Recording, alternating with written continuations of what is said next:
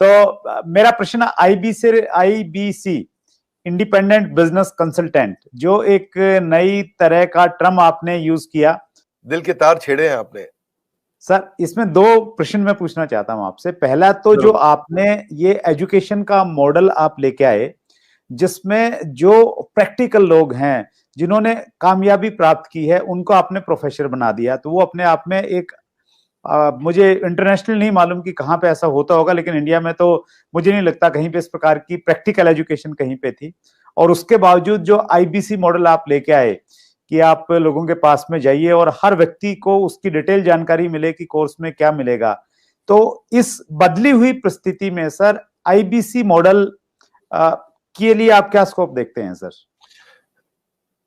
देखो, सबसे पहले मैं बताना चाहूंगा आपको कि आईबीसी मॉडल जो है ना, उसमें मेरी सारी रेपुटेशन जुड़ी हुई है सर। उसमें मेरी साख जुड़ी हुई है, उसमें मेरी सारी क्रेडिबिलिटी जुड़ी हुई है।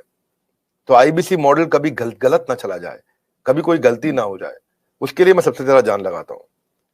क्योंकि अगर आईबीसी मॉडल में थोड़ी सी भी कमी रह जाती ना, तो लोग बहुत दुखी हो जाते। तो मैं क्या करता हूं, मैं फीडबैक से बहुत काम करते रहा हूं। We all need people who give us feedbacks.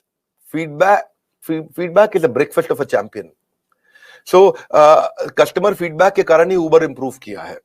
So customer को सेंट्रल पोजीशन पर रखना चाहिए। तो जो आईबीसी है हमारी कंपनी के सेंट्रल पोजीशन में है। आईबीसी एक मॉडल खाली सेल्स का नहीं, आईबीसी मॉडल है एक आदमी को, एक सोलोप्रेन्योर को, एक एंटरप्रेन्योर को एंटरप्रेन्योर की जर्नी पे कैसे लेके जाए। क्योंकि सेटिस्फाइड कस्टमर आपके साथ रहेगा। तो हमने क्या किया, हम इस डेटा को बहुत स्टडी करना शुरू किया।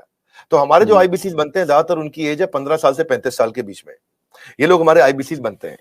और जब भी आईबीसी बनते हैं तो उसके बाद फिर जो है ना, the best way to look back is to get the feedback. तो मैंने फीडबैक पे काम किया, एनपीएस पे काम किया, नेट प्रमोटर स्कोर पे, लॉयल्टी स्कोर पे। और उस पर जब काम किया, जितना मेरा नेट प्रमोटर स्कोर, मेरा लॉयल्टी स्कोर, मेरे जो आईबीसी जितने मेरे साथ लॉयल रहेंगे, जितना मैं उनको अपने साथ में रोक सकूंगा, तो मेरे को सारी एक्यूरेट मेथोडोलॉजी बिल्ड करनी थी, यूनिवर्सल मेथोडोलॉजी बिल्ड करनी थी कि मैं फीडबैक लेते रहूं, उनसे बात करते रहूं। हमने अग्रवाल पैकर मूवर से भी सुना, हम सबसे देखते आ रहे हैं कि ग्रीवेंस मैनेजमेंट पे काम करना चाहिए। तो मैंने ग्रीवेंस मैनेजमेंट पे काम किया अपने आईबीसी के साथ में। क्योंकि कहते हैं किसी if you can't solve, find someone who can solve it quickly. तो मैंने टेक्नोलॉजी बहुत बिल्ड करी। मैं बहुत ध्यान से सुनता हूं अपने सारे आईबीसी को कि मैं उनको कैसे आगे लेकर के जाऊं। उनकी कोई कंप्लेंट है, अगर वो फेलियर हो रहा है, तो मैं अपने रिटेंशन को कैसे बढ़ाऊं, उसके एक्सपीरियंस कैसे उस एक्सपीरियंस को इंप्रूव करूं। तो हमने कैंपेन लॉन्च किया, रगड़ देंगे कैंपेन। ये रगड़ देंगे कैंपेन का मतलब है तू आईबीसी ज्वाइन कर, तेरे को रगड़ देंगे, तेरे को इतना तराश देंगे। People don't care how much you know, they know how much you care. लोगों को इस बात की परवाह नहीं कि आपको जानकारी कितनी है, पर उनको जानकारी है कि आपको उनकी परवाह कितनी है। तो हम उनकी परवाह करते हैं। हम फर्स्ट कॉल रेजोल्यूशन पे काम किया हमने। फर्स्ट कॉल रेजोल्यूशन मतलब पहला फोन आए कि मैं इस तकलीफ में हूं, तो जितना मेरा फर्स्ट कॉल रेजोल्यूशन यानी कि पहली कॉल पे ही मैं उसकी प्रॉब्लम सॉल्व कर दूं, जितना मेरा एफसीआर रेट हायर रहेगा, उतना मेरा कस्टमर सेटिस्फाइड होगा, मेरा लॉयल्टी स्कोर बढ़ेगा और मेरे आईबीसी मेरे साथ में जोड़ता है और हम उसको बिल्ड करते हैं। तो इसको हमने नॉर्मल डायरेक्ट सेलिंग मॉडल की तरह नहीं रखा कभी भी। हमने इसको एक एंटरप्रेन्योरशिप, हम एक रियल कॉर्पोरेट की तरह इसको बिल्ड किया, सॉलिड कॉर्पोरेट की तरह। देखो सुरेंद्र जी, बिजनेस की हमें अच्छी जानकारी है, भगवान की कृपा से मैंने हजारों लाखों बिजनेसेस को ठीक किया है, कम से कम हजारों तो किया है। 15 मिनट से 10 मिनट से ज्यादा नहीं लगते मुझे एक बिजनेस में कि वो फेल क्यों हुआ है बताने में।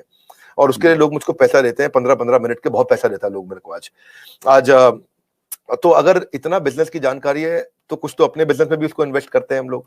तो हमने फर्स्ट कॉल रेजोल्यूशन पे काम किया कि हम लोग तेजी के साथ पे काम करें। तो फर्स्ट कॉल रेजोल्यूशन में मैंने ट्रेन किया, अपने एजेंट्स को ट्रेन किया, हमने उनको रेजोल्यूशंस बिल्ड करने के तरीके निकाले, वेट टाइम को खत्म किया, कोई हमें फोन करे तो कॉल वेटिंग पे ना जाए, हमने उसको कैसे फर्स्ट टाइम राइट कर सके हम लोग। तो एफटीआर और एफसीआर इन सब पे काम किया। टर्न अराउंड टाइम बोलते हैं टैट, कि मेरे को अगर कॉल आया तो मैं कितनी जल्दी टर्न अराउंड कर सकता हूं, अगर कोई प्रॉब्लम को मुझे इंटरनली सॉल्व करनी है तो मैं कितनी जल्दी टर्न अराउंड कर सकता हूं। तो आईबीसी के लिए मैंने पूरा कॉर्पोरेट बिल्ड कर दिया, देश के टॉप लीडर्स लेके आया। मेरी जो सर्विस हेड है वो पहले एयरटेल की सर्विस हेड हुआ करती थी। हमारे जो सर्विस मैनेजर्स हैं, कोई स्विगी से आया, कोई जोमेटो से आया, कोई सर्विस मैनेजर वहां से आया, क्या बोलते हैं, ओला से आया, कोई उबर से आया, कोई कहीं से आया, सब जगह से हमने बेस्ट टॉप स्टार्टअप से हमने सारे सर्विस मैनेजर्स लिए। और कोई भी क्वेरी को अनरिजॉल्व नहीं छोड़ते हम लोग, वो सुसाइडल है। अगर कोई भी किसी का क्वेश्चन आया उसको सॉल्व नहीं कर पाए, सुसाइडल है। आपको पता है आज सारी एमएलएम कंपनीज क्यों डूबती है? नंबर 1 टॉप कारण है नेगेटिविटी। जिस समय किसी एमएलएम में नेगेटिविटी फैल जाती है वो खत्म हो जाती है, गेम ओवर हो जाता है। तो हमें ये सब चीजें देखी है, हमने ऑब्जर्व करी है। तो हम चाहते थे keeping a query unresolved for too long is suicidal, तो वो नहीं करना कभी भी। उसके लिए हमने क्या किया, स्पेसिफाइड इंसेंटिव्स दिए कि अगर आप सेम डे इमीडिएट रेजोल्यूशन देते हैं तो हमने कंप्लेंट मैनेजमेंट सिस्टम लॉन्च किया, सीएमएस। कंप्लेंट मैनेजमेंट सिस्टम में सीएमएस के अंदर कोई भी सजेशन, कोई भी फीडबैक, कोई भी क्वेश्चन, कोई भी कंप्लेंट वो देगा तो हम उसको तुरंत रिजॉल्व करेंगे। मैंने लॉन्च किया था इसको अगस्त सितंबर के अंदर। उस समय मेरे पास 7,500, 8,000, 9,000, 10,000, 15,000 फीडबैक्स, क्वेश्चंस, कंप्लेंट्स या सजेशंस पेंडिंग रहा करते थे। लेकिन हमने क्या किया, उसको तेजी से हमने काम किया, उस पर लीडरशिप बिल्ड करते गए। इसके लिए पूरा सर्विस सेंटर बड़ा क्रिएट कर दिया, लोगों के कोर्सेज, हमने ये देखना शुरू किया कि कहां कहां बड़ी टिकट्स आ रही है, कौन कौन से बकेट्स हैं, उन बकेट्स को हम कैसे रिजॉल्व करें। उसके हमने फीचर्स बहुत जबरदस्त बनाए सीएमएस के। और फिर क्या हुआ, फिर हमने देखा ऐसा करते करते जब भी आए क्राइसिस तुरंत बना दो प्रोसेस। क्या रूल होता है जी सुरेंद्र जी, कि जब भी आए क्राइसिस तुरंत बना दो प्रोसेस। तो हर क्राइसिस के अगेंस्ट प्रोसेस बना दो भाई। एक दिक्कत आई, क्राइसिस आया था तो ऐसा प्रोसेस बना दो कि दोबारा ना आए। एक क्राइसिस आया, ऐसा प्रोसेस बना दो कि दोबारा ना आए। एक उसने शिकायत करी तो ऐसा प्रोसेस बना दो कि दोबारा शिकायत ना करे। मैं स्टूडियो में बैठा हूं, मेरे साथ में टीम काम कर रही है, अभी मान लो कोई यहाँ पे शिकायत आती है कि भाई इधर मच्छर बहुत है, तो वो ऐसा प्रोसेस बना दे कि अगली बार मच्छर ना मिले यहाँ पे भाई, कम से कम पहले ऑल आउट वगैरह है जो भी लगाना हो आपको भाई। यहाँ पे अगर लाइट ठीक नहीं आ रही चेहरे पे तो ऐसा प्रोसेस बना दो कि चेहरे पे लाइट ठीक आए। तो जब आए क्राइसिस तुरंत बनाओ प्रोसेस। तो कई बार क्या होता है, बनाते बनाते हमने 750 प्रोसेस बना दिए।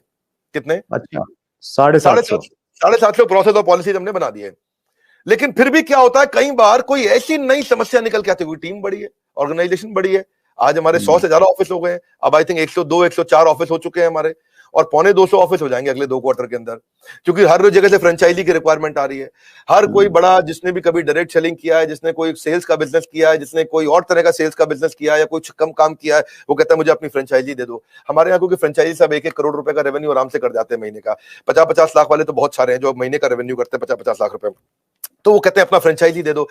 तो अपने फ्रेंचाइजी ऑफिस बढ़ा रहे हैं। लेकिन होता क्या है कि इन सब के करते कराते टीम जब इतनी बड़ी हो जाती है तो प्रॉब्लम भी नई नई तरीके की आती है, क्रिएटिव प्रॉब्लम आती है, अलग प्रॉब्लम आती है। एक भाई हमारा आईबीसी है, वो कहता है कि मैं पहले देहरादून में काम करता था, अब मैं देहरादून से मैं शिफ्ट हो गया हूं इलाहाबाद, अब मेरे को इलाहाबाद के ऑफिस में कनेक्ट कर दो। और उसकी जो पिछले महीने की सेल थी उसमें आखिरी दिन पे उसने कुछ बड़ी ट्रांजैक्शन करी जिसका इंसेंटिव उस ऑफिस को मिलना था, लेकिन वो यहां शिफ्ट हो गया तो उसके ऑफिस का इंसेंटिव अटक गया, और वो यहां शिफ्ट हुआ तो उसके साथ में कुछ अब करते करते कहीं वो कॉम्प्लिकेटेड चीज निकल आती है। तो 751वां प्रोसेस चाहिए इसके लिए, 752वां प्रोसेस चाहिए, ये 753वां नया क्राइसिस आया है, तो उस क्राइसिस के अगेंस्ट नया प्रोसेस चाहिए। तो हमने नया टीम बना दिया, उसको बोलते हैं E cube, empathetic execution of exception. E empathy मतलब परानुभूति, सहानुभूति के साथ। एग्जीक्यूशन मतलब तेज फटाफट डिसीजन। एक्सेप्शन मतलब ऐसी चीज का जो पहले कभी आई नहीं। सो एम्पैथी, एग्जीक्यूशन, एक्सेप्शन, ये 3 चीज इसको हम बोलते हैं ई क्यूब। तो इसके लिए हमने टीम बनाई। इस टीम के अंदर हमने फाइनेंस, टेक्नोलॉजी और सर्विस के लोग हैं। कहीं पेमेंट का इशू है, कहीं टेक्नोलॉजी का इशू है, कहीं सर्विस का इशू है, किस चीज का इशू है, कहीं लर्निंग एंड डेवलपमेंट का इशू है, कहीं सेल्स की कैपेबिलिटी का इशू है, किस चीज का इशू है। तो हमने एक टीम बनाई, और जैसे ही कोई नई प्रॉब्लम आई 4 घंटे के अंदर नई पॉलिसी तैयार करेंगे, नया प्रोसेस तैयार करेंगे, और 4 घंटे के अंदर उसको सोल्यूशन देंगे। हमारे यहाँ रूल है, अगर पूरे दिन के अंदर वर्किंग आवर में किसी भी समय कोई भी complaint, suggestion, feedback, question, discussion हो गया तो शाम को 7 बजे से पहले या एंड ऑफ द डे तारीख बदलने से पहले पहले उसी दिन के अंदर कितना भी कठिन क्यों ना हो सॉल्व करना है। तो मेरा जो फीडबैक स्कोर हुआ करता था शुरुआत में वो बहुत लो था, वो हमने फिर उसको इंप्रूव किया। आज आपको जान के खुशी होगी, पिछले 2 क्वार्टर से मैं अपने फीडबैक स्कोर को 98% पे मैनेज कर पा रहा हूं। यानी कि 98% का फीडबैक हमारा ऐसा है 5 स्टार, और बाकी 2% है, कोई 3 स्टार 4 स्टार भी देता है, और कोई कम भी दे सकता है। तो वो हमारे लिए फिर नया प्रोसेस बनाने की संभावना आ जाती है। तो अच्छा लगता है, आईबीसी का मॉडल हमारा बहुत अच्छा चल रहा है।